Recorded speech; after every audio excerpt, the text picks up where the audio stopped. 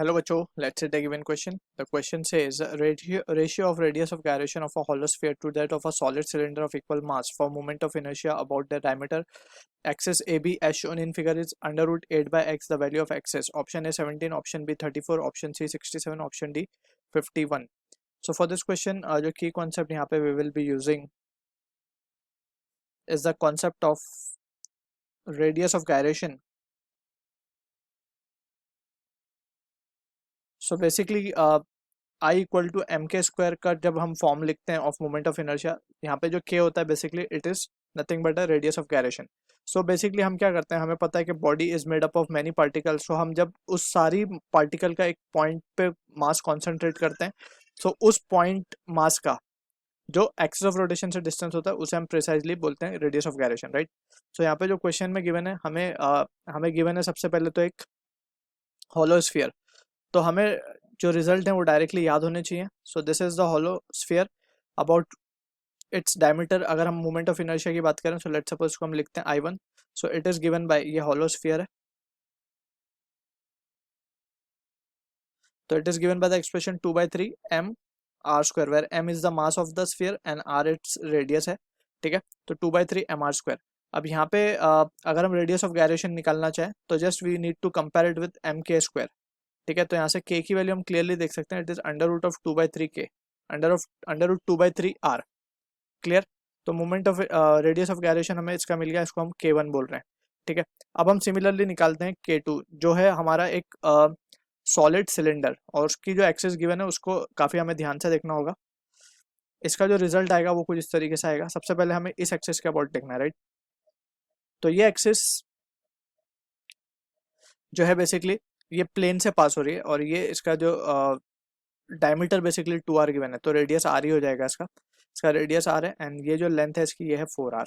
ठीक है, तो इस एक्सिस के अबाउट हमें निकालना है. सबसे पहले इसको जो इसका मोमेंट ऑफ इनर्शिया लिखेंगे, इसको हम I2 बोल देते हैं, and this is solid cylinder, solid cylinder, right.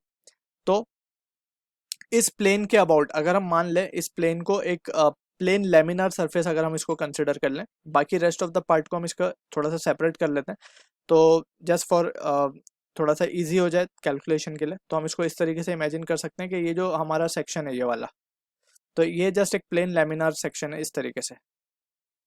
ठीक है, इसमें से इस एक्सिस के अबाउट हमें मोमेंट ऑफ इनर्शिया फाइंड करना है पहले, राइट. हमें लेकिन अगर हम ध्यान से देखें तो हमें इस एक्सिस के अबाउट मोमेंट ऑफ इनर्शिया पता है इसकी.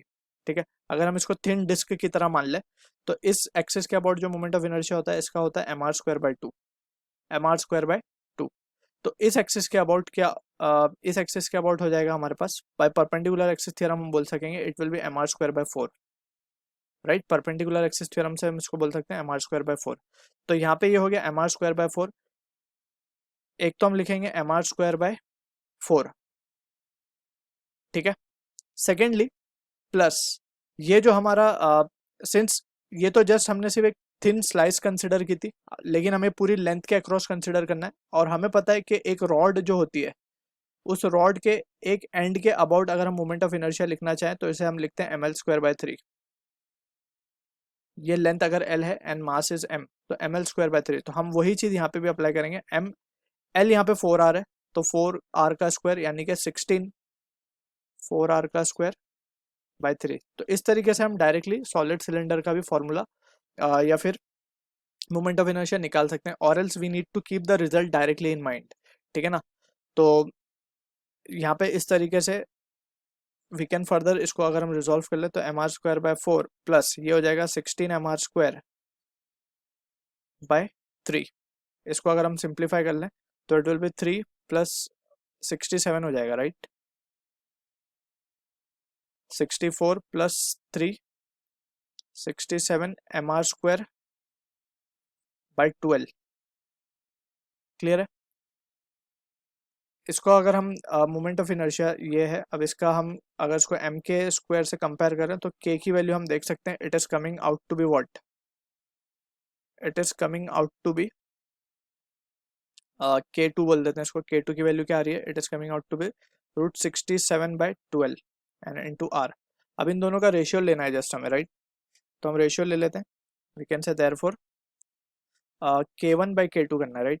k1 by k2, ठीक है, k1 by k2, so it will be under root of 2/3 into 12/67। तो यहाँ से हम देख सकते हैं it can be written as 3 4 12, तो 8/67 आ रहा है ये, अंडर रूट 8/67। तो हम on comparing we can say therefore x की वैल्यू क्या आ जाएगी, 67 will be the answer for this question, जो कि मैच होगा ऑप्शन सी के साथ। I hope you understood the solution. All the best.